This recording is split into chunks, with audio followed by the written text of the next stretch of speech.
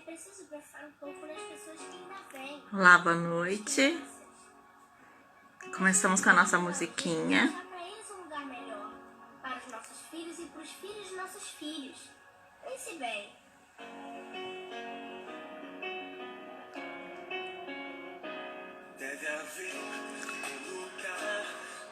Hoje a nossa live vai ser com a Fábio.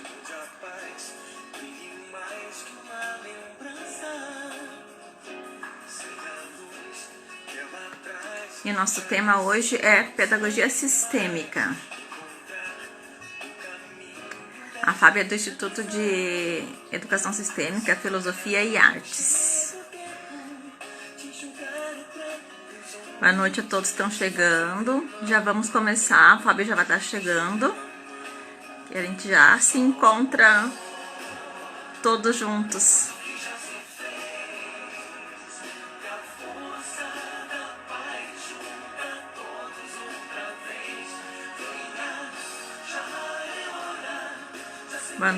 Boa noite a todos.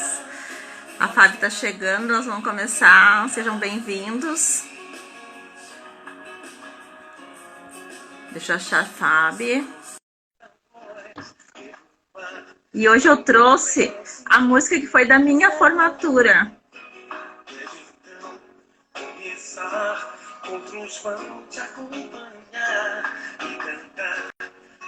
Fábio está chegando para estar com a gente. Fábio, boa noite! Oi! Tudo bem, querida? Comecei a noite hoje da nossa live com a música da minha formatura. Que legal! Gosto dessa música. Muito legal essa música.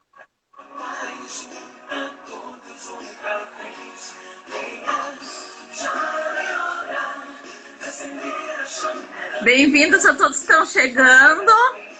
Nosso tema hoje é pedagogia sistêmica. Para alguns uma novidade, para outros nem tanto. E hoje a nossa convidada é a Fábio. Vou baixar nosso volume aqui para nós já começarmos. Sejam todos bem-vindos. Fábio, muito bem-vinda. Gata, Dani. Bem gata, mais uma vez. Mais uma vez, nós já fizemos. Compartilhar, né? Já fizemos uma, né? E a gente viu que rendeu um monte, a gente ficou com muitos assuntos para falar, e as pessoas ficaram interagindo também. Então a gente pensou de fazer mais uma e temos mais algumas perguntas para hoje. Sim. Mas para começar, eu acho que a gente pode se apresentar igual, né? Eu me apresento, depois você se apresenta e depois a gente fala um pouco de como é que surgiu a constelação e como é que surgiu a pedagogia sistêmica, pode ser? Pode sim. Só então, isso já vai um tempo, né? Já vai um tempo, mas é bom para contextualizar, para saber de onde que surgiu isso, né? O meu nome é Daniele, eu sou pedagoga, né, de formação, sou consteladora familiar, coach integrativo sistêmico, que também traz a questão do sistêmico, né? E essa coisa da educação nos chama muito, né? Nos toca muito, já que a gente tem essa formação na área da educação. E quando eu fiz a minha formação em constelação, eu fiquei pensando, porque até no primeiro momento, quando eu fiz a constelação, eu não sabia que existia, né, a pedagogia sistêmica, que ela é mais recente. Mas eu fiquei pensando, nossa, mas isso aqui, imagina isso aqui aplicado na educação, a gente aplicar isso aqui com os alunos, a gente trazer isso para a escola, eu fiquei pensando, mas isso tem que ter um jeito, e comecei a pesquisar sobre isso. Para ver se tinha um jeito, né? Pensei que assim, educação sistêmica, educação e constelação, pedagogia e constelação, fiquei pesquisando esse tipo de coisa na internet, graças a Deus, né? Tem tudo na internet. E aí encontrei, então, a pedagogia sistêmica, e claro que já sou apaixonada pela constelação, me encantei ainda mais com a pedagogia sistêmica, que eu estou no meu início de trajetória da pedagogia sistêmica. Tem algumas coisas que eu vim trabalhando, mas muito mais por conta própria, muito mais assim, linkando uma coisa com a outra, porque a minha pós é recente, né? Estou ainda fazendo. Então, de pedagogia sistêmica, né? Então, eu estou assim, meio que gatinhando nisso. Aí fui pesquisando sobre isso e achei a Fábio. A gente conversou algumas vezes por telefone e a gente se entendeu super bem. E aí convidei a Fábio para a gente conversar sobre isso na live. Então nós já fizemos uma vez, estamos fazendo de novo porque rendeu muito bem, né? A gente viu que funcionou e tem muitos assuntos sobre isso para falar, né? Bom, falei um pouco, Fábio. Agora fala com nós. Te apresento para nós. Bom, então, eu sou Fabiane Bittencourt, sou filha de Ossi e Milo, que são as pessoas que me botaram no mundo, e então eu gosto de me apresentar assim, né? E é meio que uma tradição, né, no meio dos consteladores, a gente se apresentar e dizendo de quem que a gente é filho, porque nós não somos sós, nós somos de uma linhagem, né, materna e de uma linhagem paterna, e isso faz uma diferença, porque se a gente parar e pensar, pensa numa situação na tua vida em que tenha sido desafiante para ti. Imagina a situação, tu sozinha nessa situação. Como que tu sente aqui no teu peito? E agora imagina essa mesma situação, tu tendo o suporte, o apoio dos teus pais, independentes de erros e acertos deles, mas esse suporte dos teus pais, as pessoas que te deram a vida, que vieram antes de nós e nos deram a vida, que diferença que isso faz aqui? Toda, né? Então, as constelações, a base das constelações é isso. É esse acolhimento do pai e da nossa mãe, do nosso pai e da nossa mãe, dentro do nosso coração. E isso parece tão pouco, né? Mas dentro desse pouco, entre aspas, está simplesmente tudo. Toda a vida, sim, todo o mistério da vida, todo o mistério da geração, o mistério da continuidade, né? Do seguir adiante na vida. Né? Então, as constelações familiares, elas... Ah, tu pediu para eu me apresentar, né? Então, eu sou também, minha formação primeira, na outra live eu já falei um pouco, né? É na área do teatro e contação de histórias. Depois me encontrei com a educação, na área das línguas, né? Português, francês. E quando eu conheci as constelações familiares, que foi no início dos anos 2000, foi uma possibilidade de poder unir tudo, né? E foi uma coisa assim muito forte, porque eu acho que como para a maioria das pessoas que tiveram o primeiro contato com constelação, assim, né? Porque é uma força muito maior do que o nosso racional possa supor, né? Essa força da vida, esse contato com essa força da vida mesmo, né? Então, a partir dali, eu comecei a direcionar todo o meu fazer, digamos, tanto artístico quanto pedagógico, nessa área da sistêmica, né? E dentro da minha formação, que eu participei da primeira turma de formação que teve aqui em Porto Alegre, que era com o Instituto Bert Hellinger, da Argentina, que foi organizada pela Renate Miller e a Cláudia Bolt, que trouxeram professores muito valorosos, assim, bem...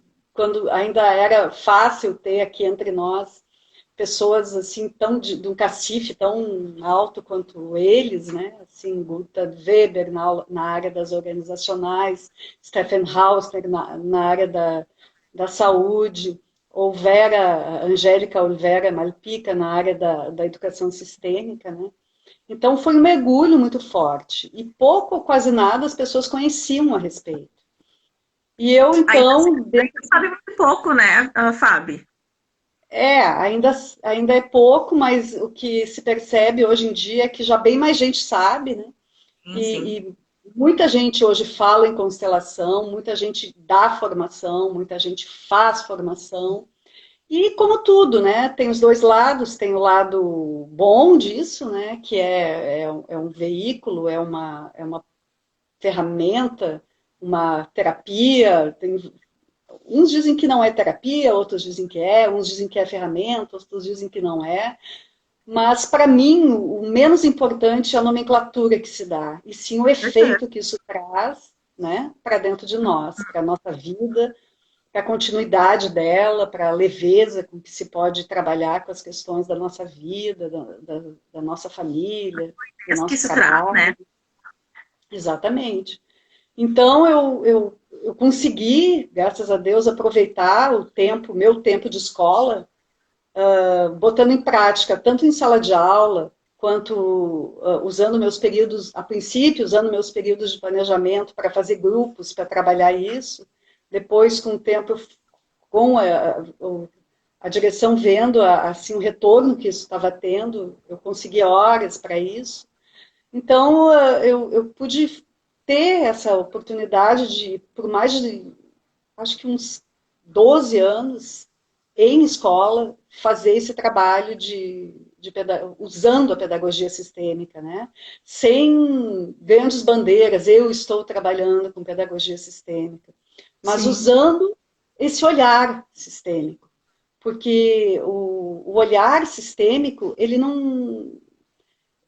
inclui todos os outros olhares, porque ele é um olhar de inclusão. Então, Sim. dentro da área da educação, não importa se eu sou uma professora que siga uma linha mais tradicional, de alfabetização, vamos dizer assim, ou se eu sou mais conteudista, ou, sei lá, da linha que for seguir, Montessori, Piaget, Freinet, enfim. É uma postura interna. É uma postura interna. Claro que hoje em dia já tem toda uma formação pedagógica para isso. Mas se a pessoa não tem acesso, o princípio básico é esse. É a inclusão dos meus pais no meu coração, sem julgamento, e a inclusão dos pais dos meus alunos também no meu coração, sem julgamento. Então, isso digamos, um tema de desenvolvimento para toda a vida. Porque, ou coisa que nós, seres humanos, temos uma tendência a julgar, né?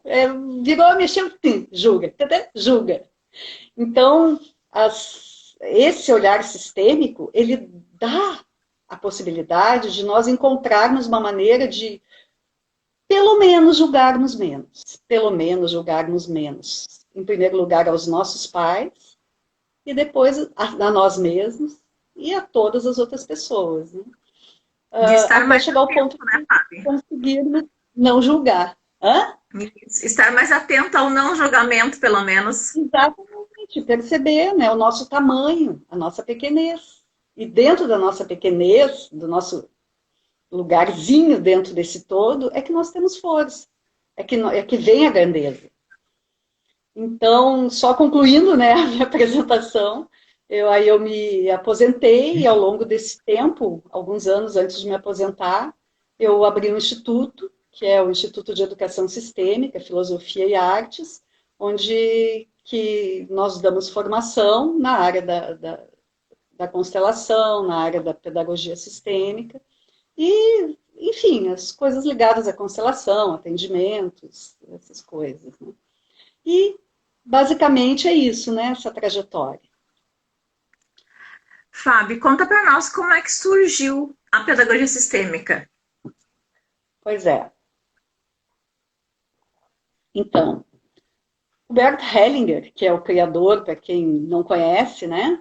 É o criador das constelações familiares, criador entre aspas, né? Porque já tinha coisas, né? Já se falava em constelações familiares. Existe uma trajetória, né? É tudo um processo. Exatamente. Então, o Hellinger, ele é um alemão, porque está no nosso coração, né? Já viajou para outro plano, mas ele está no nosso coração, né? Por tudo que ele deixou, por esse olhar transformador que ele trouxe, né? Dentro dessa visão sistêmica fenomenológica. Né? Então, ele era um educador também, e era um padre católico. Eu adoro falar isso, eu adoro essa parte. É um educador, pedagogo, filósofo e terapeuta, um buscador, né? Em todas as áreas, assim. Então, dentro dessa caminhada dele, ele trabalhou como missionário na África durante 16 anos, foi diretor de escola, e ao longo desse tempo também, ele estudando outras formas de terapias, gestalt terapia, soma terapia, terapia primal, e tantas outras, e a hipnoterapia. Então a gente vê que ele foi, não excluiu nada, ele foi incluindo todas essas vertentes e observando o viver daquele povo no qual ele estava inserido lá enquanto missionário. E ele percebeu que a maneira de ser daquelas tribos, especialmente as Zulus, os Zulus, começou a mexer bastante com ele, no sentido que ele via que a maneira como eles se relacionavam com seus ancestrais trazia, ao mesmo tempo, fortalecimento para eles e também um dever de lealdade de seguir o mesmo destino dos seus ancestrais. Se os seus ancestrais tinham sofrido, eles se sentiam que aquele sofrimento precisava ser incorporado neles para eles fazerem parte. Então, como um dever de lealdade. E aquilo começou a calar muito profundamente dentro dele, né? Então, ele, com o passar do tempo, ele foi vendo a força que aquilo tinha nos destinos daquelas pessoas. E abrangendo mais nos destinos de todos. Até que chegou o ponto que ele não viu que o caminho dele, enquanto missionário, padre, dentro da Igreja Católica, tinha chegado no seu termo e seguiu novos rumos, voltou para a Alemanha, aí teve toda uma trajetória dele, né, durante a guerra, no pós-guerra, e ele então, quando voltou para a Alemanha, foi bem naquele momento do pós-guerra mesmo, em que a Alemanha estava muito dividida, tanto pelo muro, né, quanto pela aquela sensação de o povo dividido entre vítimas e agressores. Sim. Então, ele, dentro daquele cenário, daquele contexto, ele um dia, num congresso de terapias holísticas que ele participou, nem lembro se era esse nome que dava na época, ele teve contato com a constelação familiar, esse nome, como uma terapia em que a pessoa fazia uma espécie de uma escultura viva da família da pessoa que Sim. constelava, né?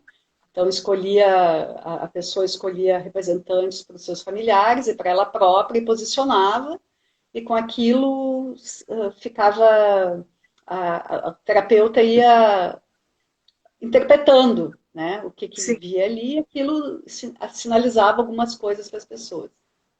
E ele achou aquilo muito interessante e resolveu fazer ele próprio, em consultório, porém deu um passo adiante. Ele perguntava para as pessoas que representavam os papéis de que maneira, o que aquela pessoa estava sentindo representando aquele lugar.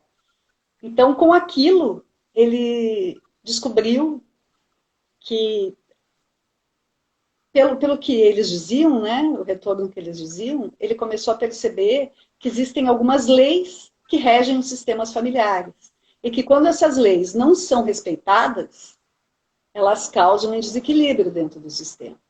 E elas sendo respeitadas, elas equilibram, né?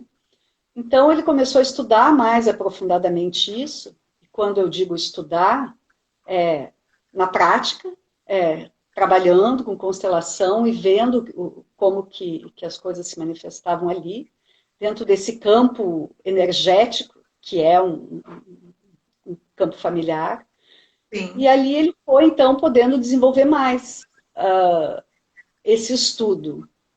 E aí vieram os seus primeiros discípulos, se é que pode dizer assim, né? Os seus primeiros alunos, que alguns foram esses que eu citei ali, né? O Gunther Weber, o Stephen Hausner, e a Marianne Frank Grintisch, que é uma professora, que é alemã também, e que na época trabalhava na Bavária com crianças de assim, ou filhas de imigrantes ou de refugiados. Então, E a aqui, realidade lá... nessa história da Mariane, a gente começa a contar o início da pedagogia sistêmica, né? Exatamente. Então, o que ela percebia, assim, na realidade daqueles alunos lá, é que as famílias divididas, muitas crianças tinham parte da família que tinham ficado no país de origem, muitas tinham pessoas que tinham morrido nesse transcurso ou nas guerras. Então, isso tudo acabava prejudicando no aprendizado da criança, na socialização da criança, né? Então, ela ficou 11 anos trabalhando com Hellinger, estudando com Hellinger e buscando uma maneira de transpor para a área da educação aquilo que ela estava aprendendo, aquele olhar, aquela maneira de ser sistêmica, fenomenológica. É sistêmica fenomenológica, né? Sim. Porque a pedagogia sistêmica, ela já existia antes, e as teorias dos sistemas, essa coisa que abrange, né, os sistemas familiares, de uma certa maneira, existem muitas linhas pedagógicas que levam em conta o Sim, sistema o familiar da sistema. pessoa. Mas a diferença ali é o fenomenológico. O que é o fenomenológico? É esse fenômeno que acontece nas famílias quando agem as leis sistêmicas fenomenológicas, que o Hellinger denominou ordens do amor. Então, ela começou a observar, pelo que as crianças traziam para ela, crianças e jovens, pelas histórias que eles traziam, como que aquelas histórias se enquadravam, se identificavam dentro daquelas leis. Por exemplo, uma menina que tinha muita dificuldade em aprender o alemão. Ela não conseguia aprender o alemão, tinha um bloqueio. Ela era se não me engano, da Croácia, algum país daqueles lá, assim, né? Então, ela começou a perceber que o que é a nossa língua materna? É a nossa língua, o nome já diz, né? A nossa língua mãe, está ligada com a nossa expressão mais profunda de afeto, de acolhimento, de inclusão. Então, no momento que ela vem de outro país para a Alemanha, e que ela precisa negar aquela. Aprender um outro idioma, para ela aquilo significava, mesmo que ela conscientemente não soubesse, negar a sua origem, negar tudo que a família tinha passado, negar a própria mãe. Então, Isso muito ela. consciente, né? Porque a gente não traz isso para o consciente. Ah, eu estou negando. Não é consciente isso. São movimentos inconscientes. São movimentos de um nível diferente de consciência. Sim. Digamos, uma consciência que está anuviada, que não percebe. Porque se tivesse um consciente, seria fácil de Sim. resolver, né?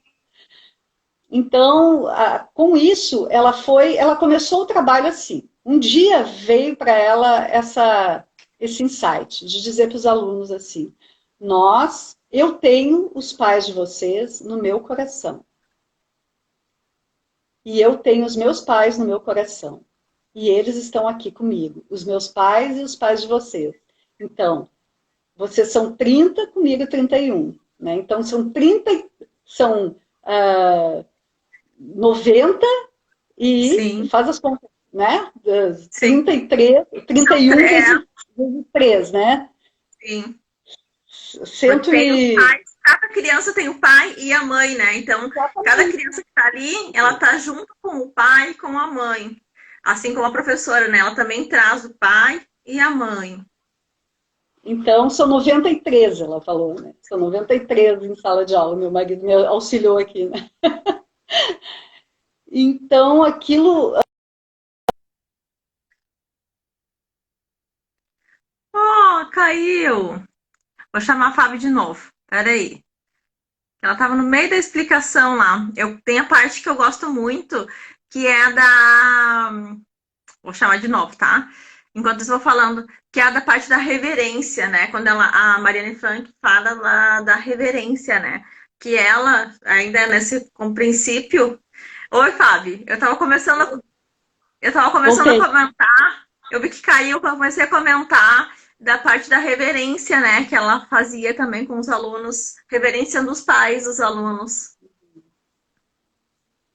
Então, a primeira vez que ela falou isso para eles, teve uns que riram, teve outros que ficaram muito sérios, teve outros que começaram a perguntar coisas. E a partir dali, então, ela começou a fazer todo um trabalho, né, com os E os alunos em pais sala de também aula. estranharam esse comportamento, né? Porque, né, a professora ficou louca, né? Vai na frente dos alunos e reverencia os pais dos alunos, né? Aí os pais começaram até a estranhar, o que está acontecendo? Então, uma coisa muito diferente, né, uma Sim. professora fazer isso, né? Então, eu estudando isso na época, né, eu quis botar em prática.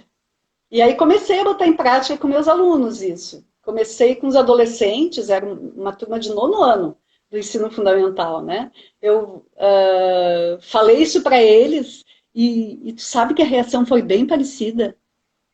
Eles ficaram assim muito sérios. Tem que idade? 9º ano era em torno, tinha assim 13, de 13, 15, 13, tinha um de 16, até de 17 são anos. Assim. maiores. E aí eu fiz uma votação com eles, que tipo de projeto que eles gostariam de desenvolver naquele trimestre, e ganhou esse família, né?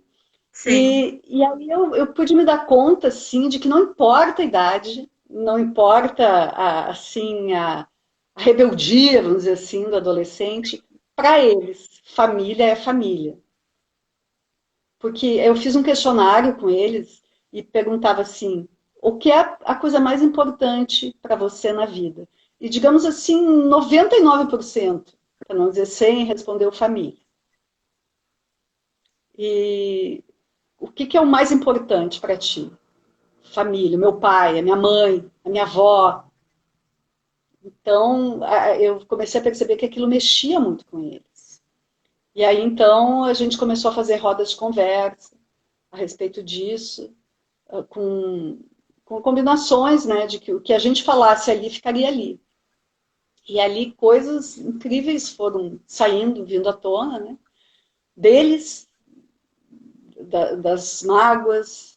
E aí dali surgiu a ideia, então, de se fazer um grupo de autoconhecimento no turno inverso, para se conversar a respeito, os que quisessem, né, participar. Sim. Claro, nesses grupos não são muitos que vêm, porque não é todo mundo que está afim de mexer nessas coisas assim tão Sim. profundas, né? Mas os que vieram ficaram 4 anos comigo, 4 anos fazendo esse grupo de autoconhecimento e se abrindo e fazendo exercícios sistêmicos, e rodas de conversa, meditação e relaxamento. E uma coisa assim que era comum a todos, todos se sentiam culpados pelas brigas, desentendimentos e algumas separações dos pais. Todos se sentiam culpados por isso. Então, isso mostra, comprova o que o Hellinger diz, que os filhos, por amor aos pais, carregam por eles, dentro de um Uhum. amor infantil, dentro de um amor infantil, um amor cego, que ele denomina, né? Cego porque é aquele amor mágico da criança que acha que Sim. pode salvar o mundo, né? Então, Sim. ver o pai e a mãe tristes, brigando, ou o pai batendo na mãe, às vezes, ou a mãe magoando o pai, e acha que ele é o responsável por aquilo. E que ele tem o poder de, pelos atos dele, salvar aquele pai, salvar aquela mãe, trazer a paz, trazer a alegria de novo. Só que isso não acontece, porque aquele pai, aquela mãe, também um dia foram uma criança que também achava que poderia salvar o pai e salvar a mãe. Só que não conseguiram. Por quê? Coisa Porque dos adultos. essa é uma das leis sistêmicas básicas. a da hierarquia, que os pais são os maiores e os filhos são os menores. Os pais dão e os filhos tomam.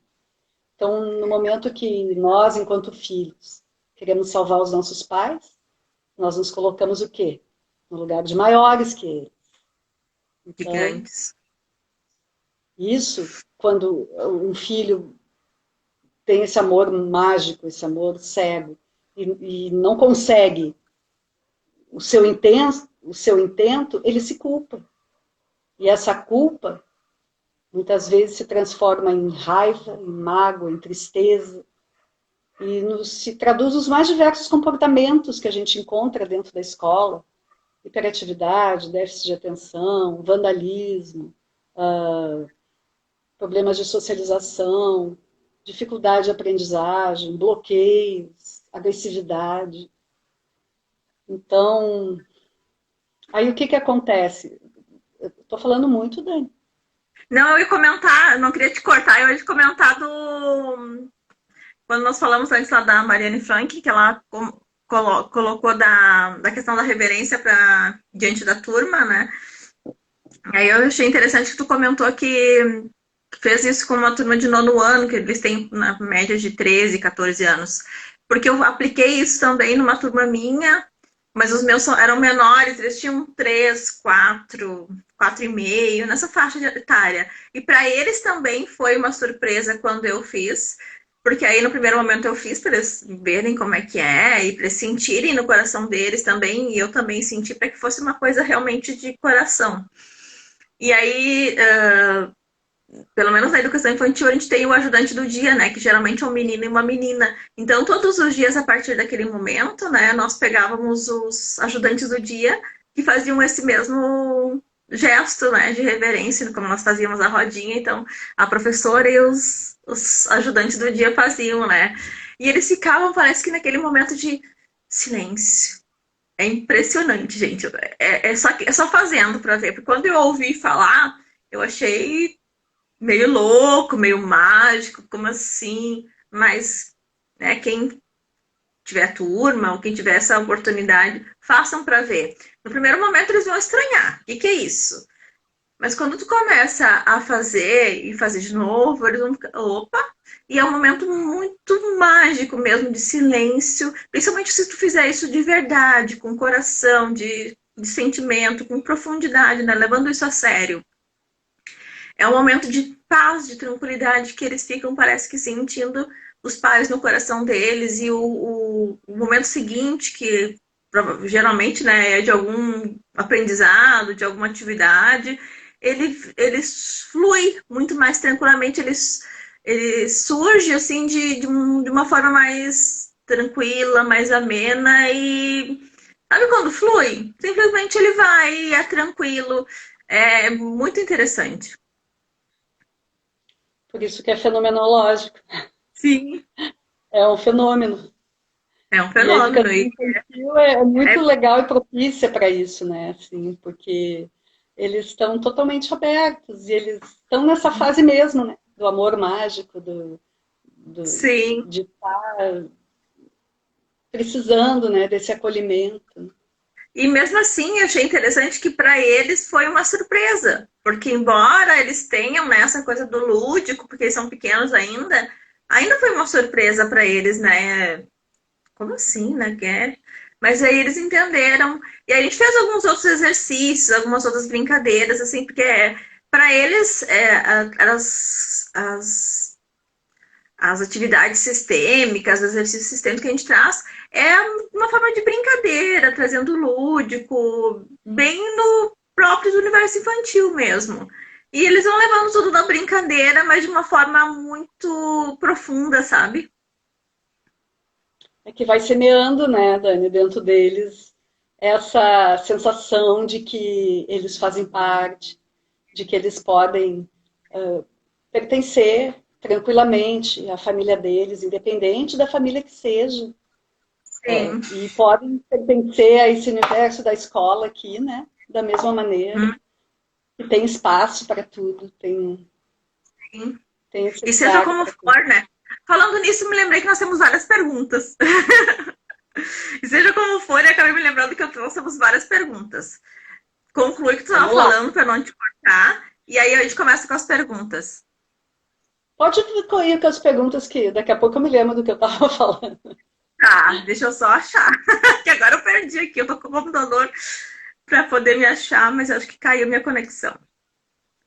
Bom, mas alguma coisa eu tenho de cabeça, porque eu não estou conseguindo acessar exatamente como foi a pergunta aqui para mim, mas eu tenho de cabeça, que é mais ou menos assim a pergunta, alguma das perguntas que chegou, que é como... Ah, eu queria ter ela, porque foi tão bonitinha quando elaboraram que eu queria poder ler ela. Quando aparecer aqui na minha tela, eu leio ela tal qual foi enviada. Mas, em resumo, como aceitar... Aqui, ó. Tá abrindo, já digo.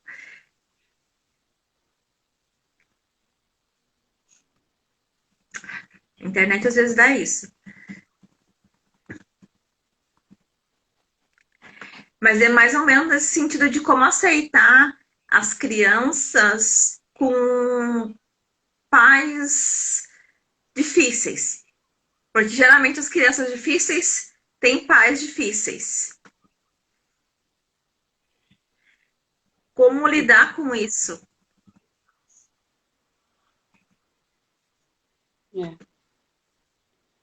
Então,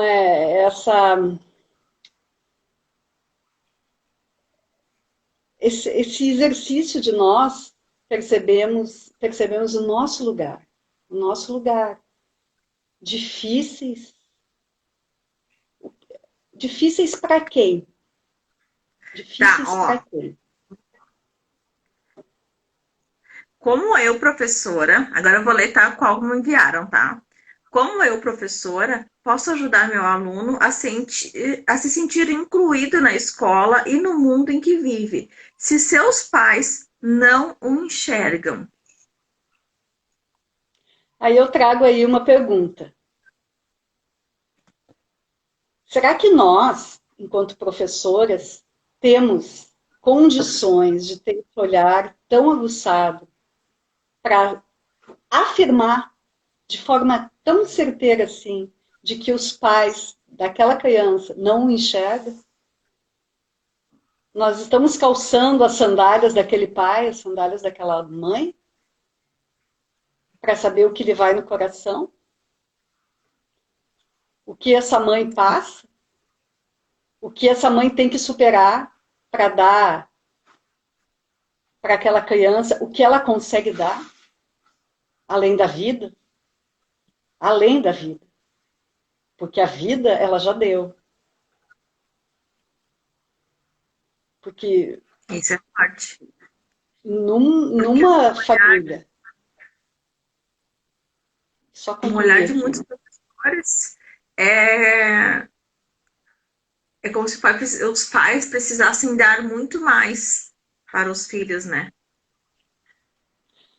Porque aqui eu falo no lugar de professora, que eu sinto que para nós, enquanto professores, é um grande desafio isso. Nos colocarmos no nosso lugar e percebermos que nós, na verdade, em termos dessa realidade familiar, dessa criança, sabemos muito pouco.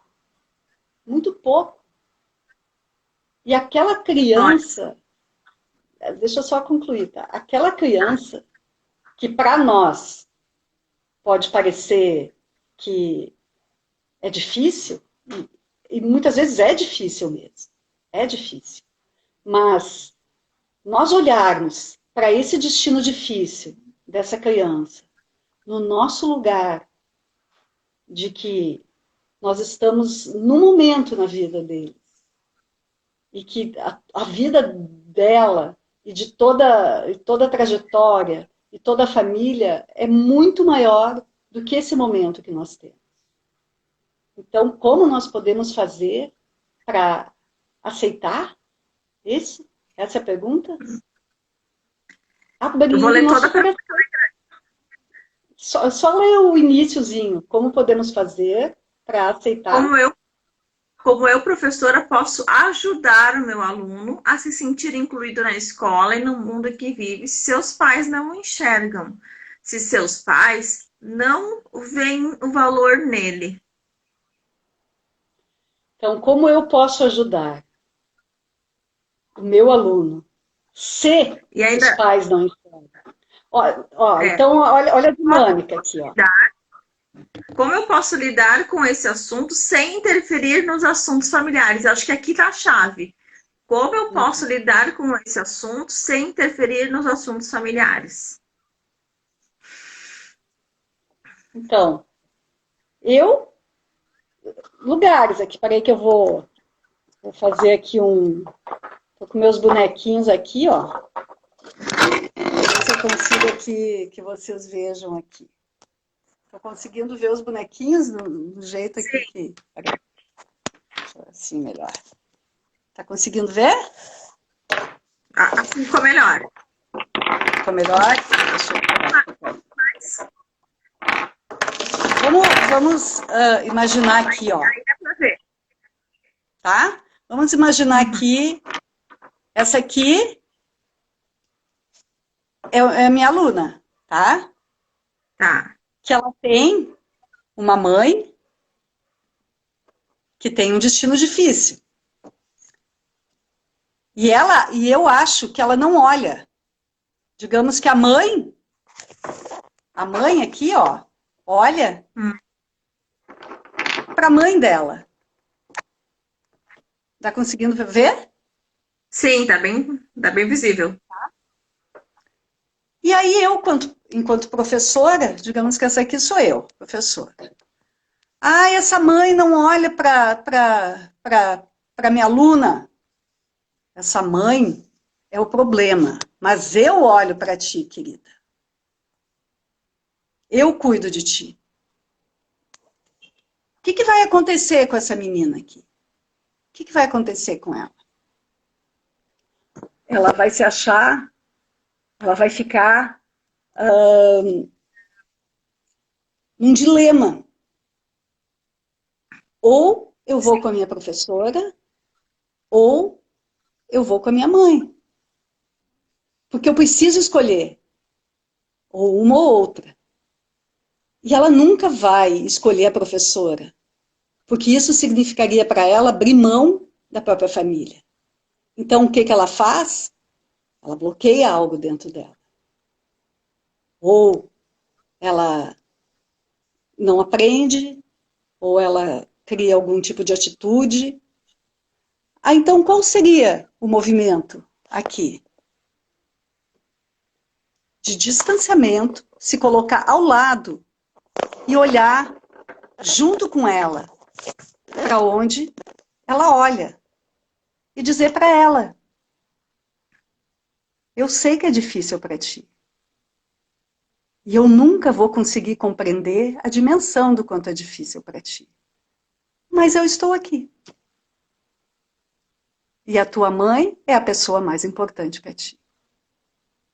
Só que isso não pode ser... Não é que não pode. Deixa eu só conectar aqui meu celular. Aqui. É que isso não é da boca para fora, né? Isso é um movimento interno. Exatamente. Este é um movimento que precisa ser verdadeiro. Então, por isso que esse olhar sistêmico, fenomenológico, ele não é construído de uma hora para outra. Ele é construído aos poucos. A gente precisa encontrar dentro de nós essa maneira de abrindo espaço dentro de nós para isso. Porque é muito novo, é muito diferente. Eu saber que eu não posso salvar o meu aluno. Isso tira de nós, professores, aquela capa de super-herói, porque nós, professores, né, quando escolhemos essa profissão, também vestimos uma capa de super-herói. Eu salvo o mundo, eu salvo o meu aluno. E quando eu faço isso, eu solto a minha capa e me coloco num lugar de humildade, de pequenez, e de dizer para o aluno: eu sou só professora. E isso é aos poucos, porque provavelmente, se a gente for fazer um movimento interior, de olhar um pouco para trás, para a nossa história, como que nós olhávamos para nossa mãe, como que nós olhávamos para o nosso pai. Em algum momento nós vamos perceber que nós queríamos sim salvá-los. Então, muitas vezes, inconscientemente, nós buscamos profissões que vão nos propiciar isso.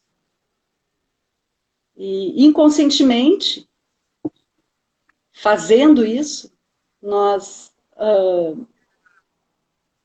infringimos essa lei da hierarquia. O lugar do professor não é um lugar qualquer. É um lugar muito importante. E o professor, sim, pode fazer uma diferença na vida de um aluno. Se ele se colocar no lugar do adulto que está ao lado desse aluno. E que esse aluno sinta que o professor olha com ele para onde ele olha, para onde dói. E que ele sinta que ele olhando com ele para onde dói, ele pode, em algum momento, apontar um olhar mais distante, além daquilo que dói.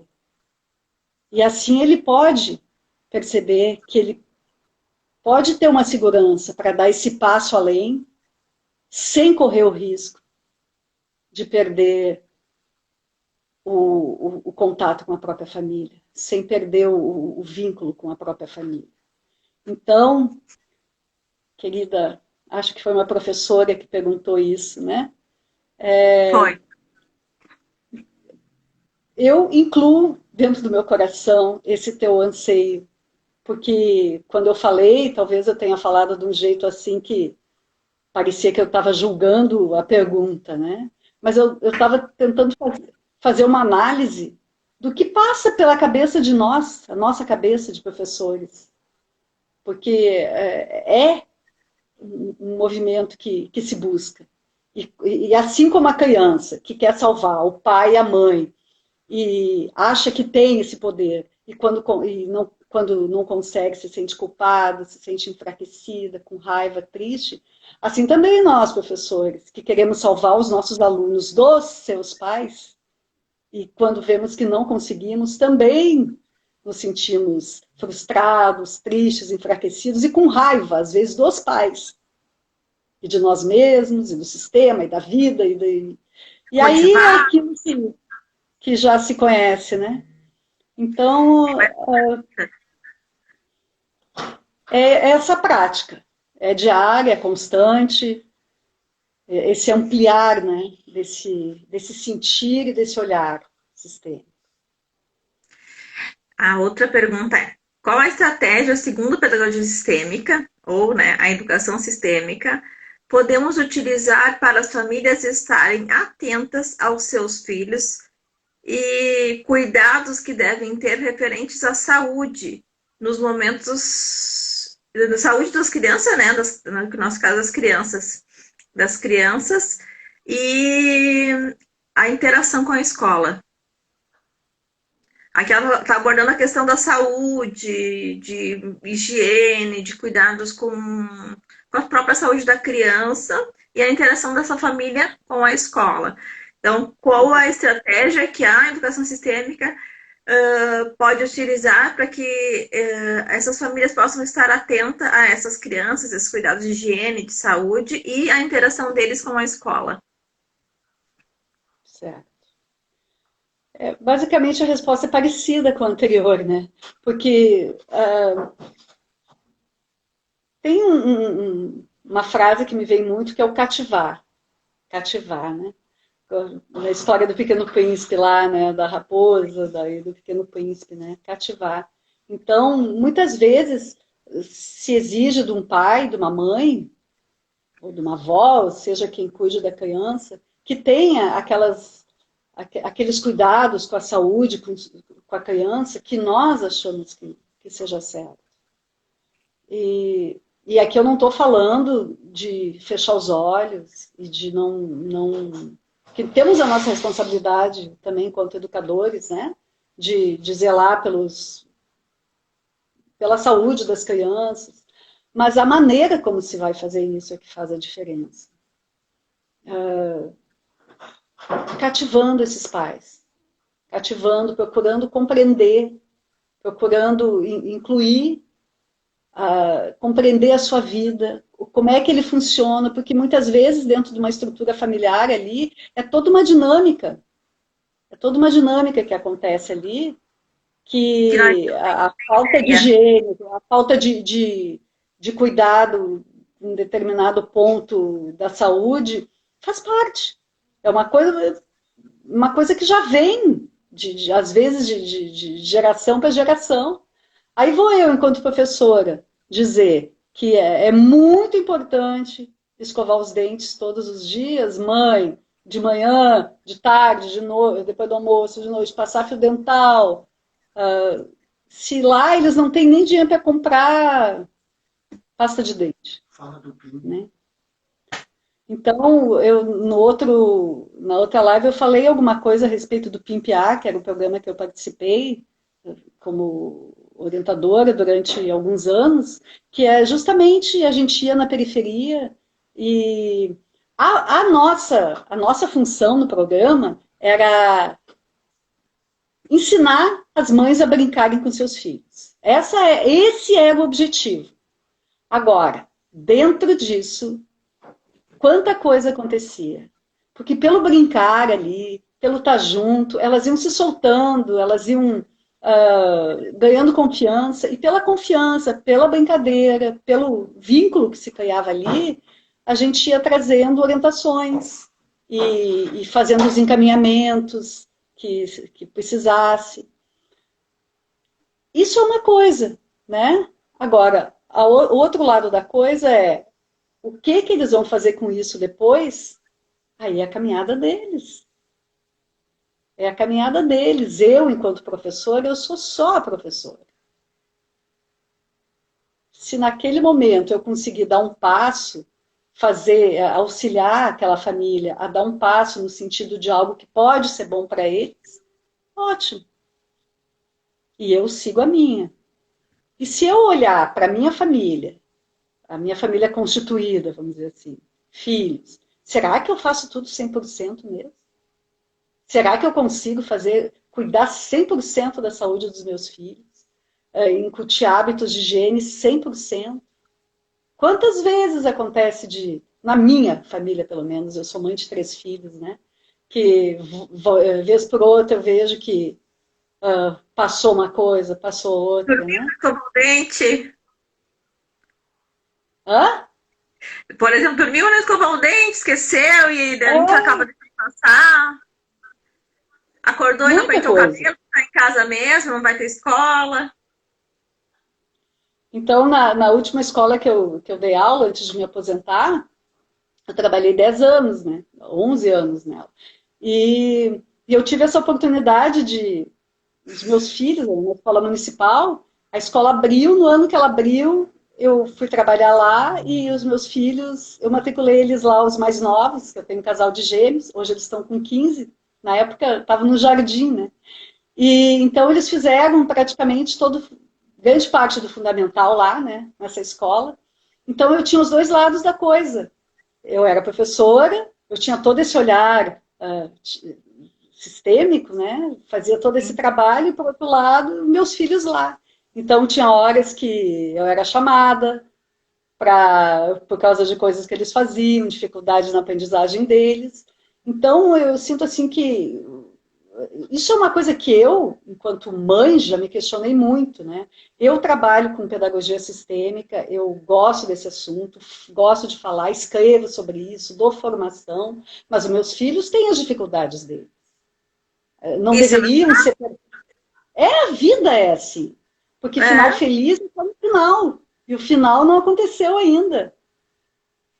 Né? Então, Sim. O que eu sinto que eu agradeço a Deus todos os dias é por ter esse conhecimento que pode me auxiliar a entender melhor as dificuldades que eles têm e auxiliar dentro do possível, porque também tem a caminhada deles, Que é uma escolha tem que cada um tem dentro que é da caminhada deles.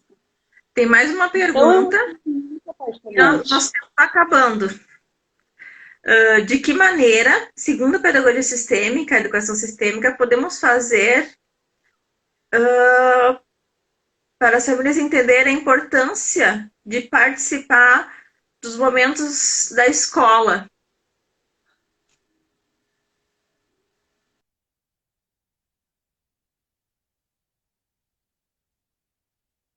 Ai, caiu de novo. Vou tentar chamar de novo.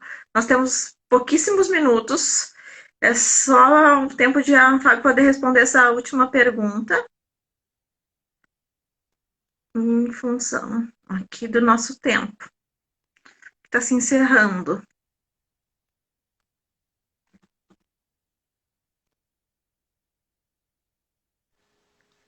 Fábio? Nosso tempo está encerrando. Nós temos pouco tempo para responder essa última pergunta, tá? De que maneira, então, as famílias podem, eu entendi, se sintetizando, participar mais da escola e como a pedagogia sistêmica pode propiciar isso? Eu vejo que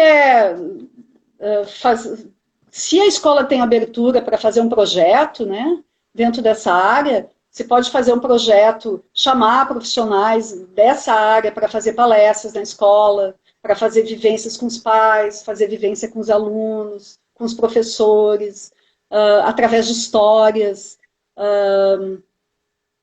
Primeiramente, digamos, um professor isolado, né? Eu sou professora numa escola tal lá e só eu sei da pedagogia sistêmica, estou me encantando com essa ideia, posso começar a fazer dentro da minha sala de aula, posso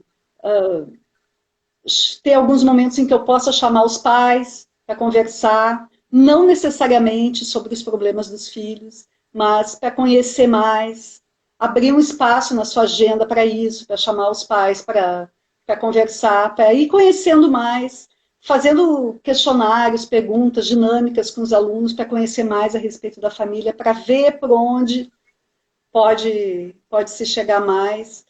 E saber também que, por exemplo, quando se faz uma palestra para os pais, uma vivência com os pais, seja num sábado de manhã, seja num contraturno, o percentual dos pais que vem é bem pequeno comparado com o grande número de alunos que tem dentro de uma escola, né? Mas esses pais, eles podem fazer a diferença, eles podem se encantar com a ideia. Eu tenho pais de alunos meus, ex-alunos meus, que até hoje eles são meus amigos daquele tempo em que a gente fazia esses projetos na escola.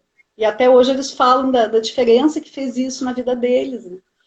Então, são pequenos gestos. E principalmente, queridos colegas professores, acolher o sentimento de que a frustração faz parte.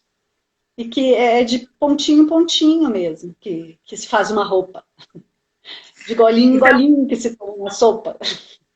Para quem possa sintetizar algumas dicas, nós podemos, então, fazer projetos envolvendo a nossa turma, né? Se nós podemos cuidar só da nossa sala, só da nossa turma, nós podemos fazer projetos que envolvam a nossa turma, nesse olhar sistêmico, nesse olhar que traz a família. A gente tem diversas maneiras hoje em dia, tanto com vídeos, quanto com sacolas de leitura, que a gente usa muito, quanto com livros, com histórias, com rodas de conversa.